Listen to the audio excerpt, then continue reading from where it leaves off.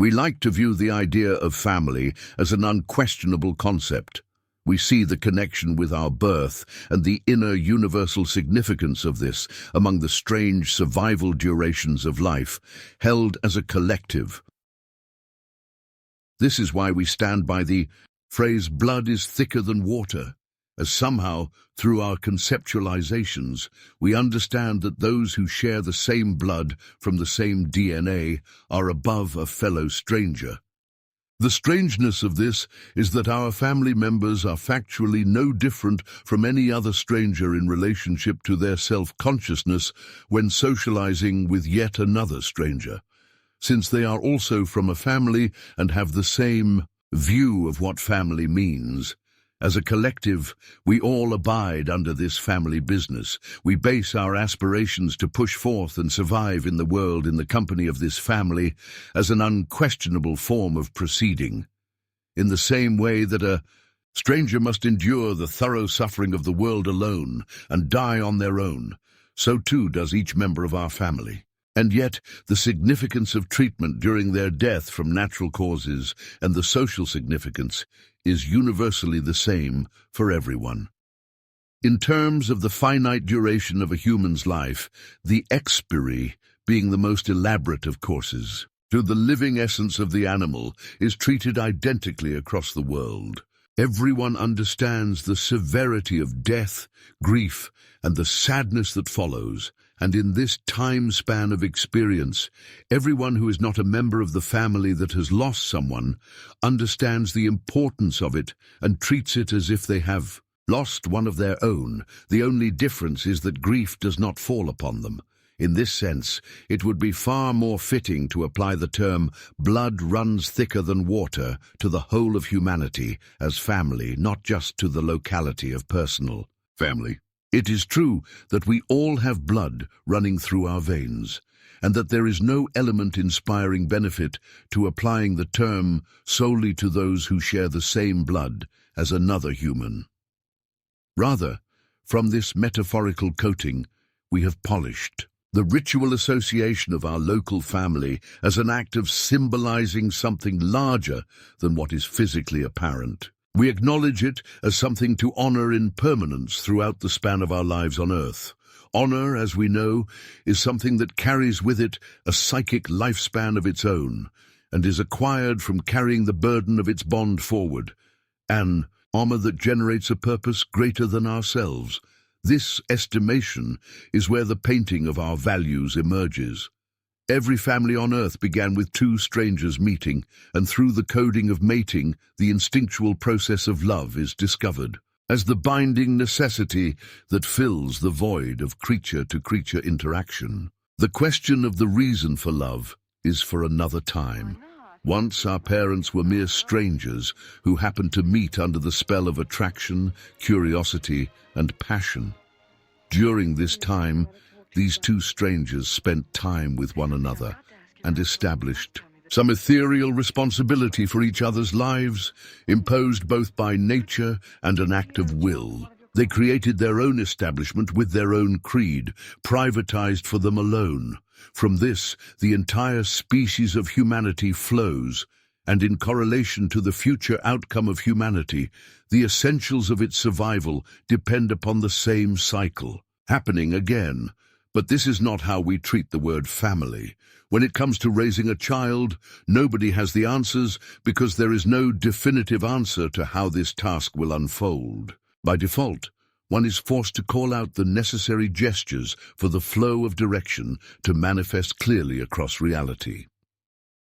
We approach this question in a performative manner. Parents often apply how they were raised tactics and even provide the child with things they never had, attempting to enhance the duties and tasks that must reach fruition. This is a common approach for many parents, and yet the root of the approach is entirely the same as the quest for discovering oneself, only diluted into the present, where another creature who holds more significance than yourself requires total commitment and time.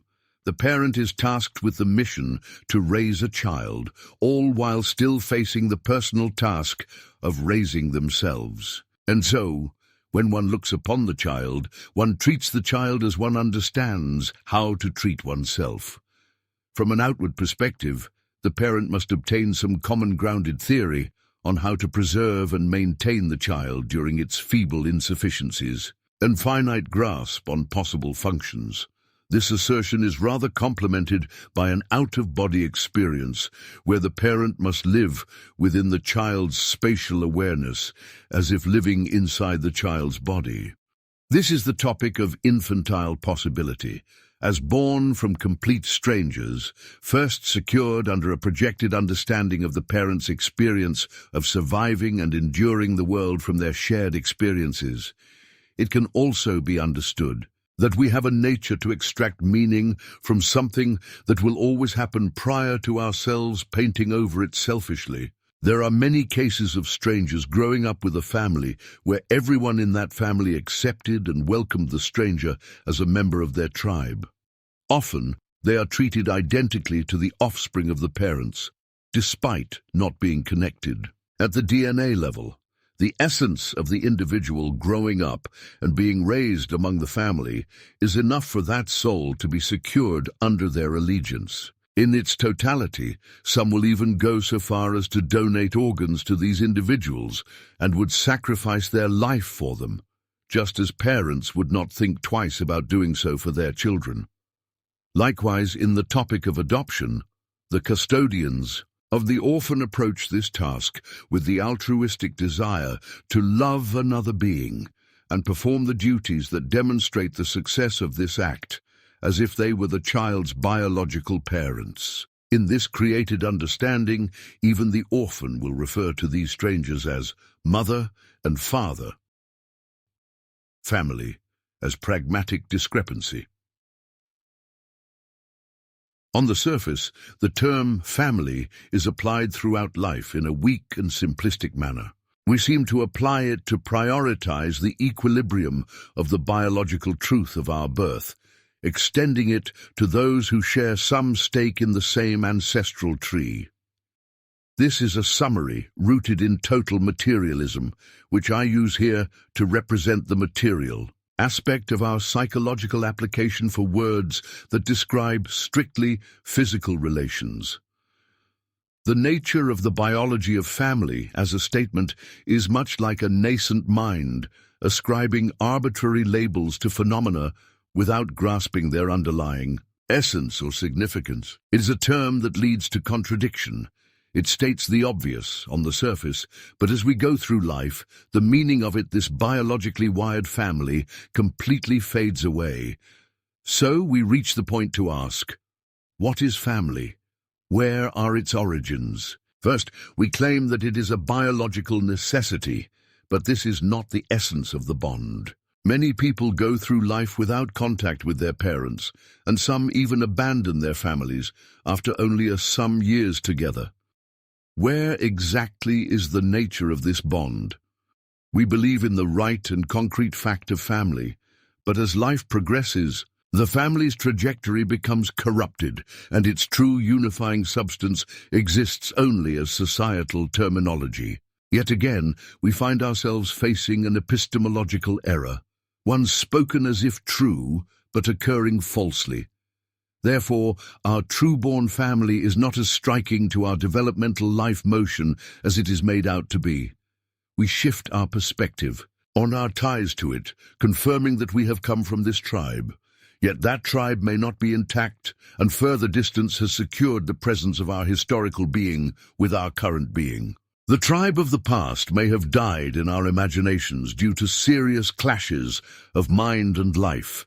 Their ghosts are the only things we can point to and say, this is where I came from, this is my mother and father. But like birds who abandon their offspring, we too replicate the animal's nature and understand that family is not quite as constructively real and essential as it is our terms for its surface. It isn't DNA that truly binds a family. DNA may connect a family on a superficial, physical level, but it is not enough to bind their spirits together. Love is the only enduring truth that sustains a family. It is not the genetic code that preserves its unity and order. To believe that DNA alone defines one's place within a family is primitive and outdated, almost pagan in its essence. The reality of family is much more diluted and complex than we tend to acknowledge. The nature of humanity, each of us belonging to the broader tribe of a single species, expands far beyond the limited scope of blood ties. We are a tribe of one, and when we approach family from this perspective, we embark on a tribalistic journey that our evolving psyches must learn to transcend. Only by seeing ourselves as part of a greater whole can we begin to flourish. First, as individuals tasked with the burdens of acceptance, commitment, and reflection, and then as beings capable of either nurturing or destroying the essence of a human life. Inside each of us is an instinct to treat all as if they are our family, though over the years this bond has gradually slipped away.